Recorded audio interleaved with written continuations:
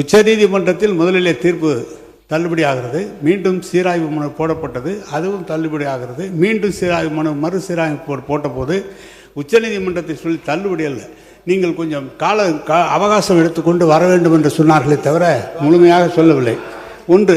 ரெண்டாவது, மாண்பு அமைச்சர் பெருமக்கள் முதலமைச்சரை புகழ்ந்து பேசுவது என்பது இயல்பு, அவர் பேசட்டும், அதெல்லாம் ஒன்று, எந்த விதமான மாறுபாடான கருத்து இல்லை.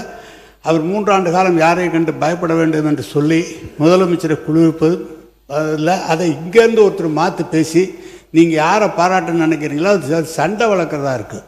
நீங்கள் நல்லபடியாக அந்த மேகதாது பிரச்சனையில் நம்முடைய ஒற்றுமையை பற்றி பேசுகிற போது இதுபோல் கருத்து மாறுபாடு தேவையில்லைன்றது என்னுடைய கருத்து. எனவே கழக அரசு தளபதி நமது தளபதி முன்னாள் முதலமைச்சர் அவர்கள் மேகதாதை பற்றி ஒரு நாள் கூட தாமதம் செய்யாமல் அடுத்த நடவடிக்கைகள் எடுத்திருக்கிறார் என்பதுதான் வரலாறு.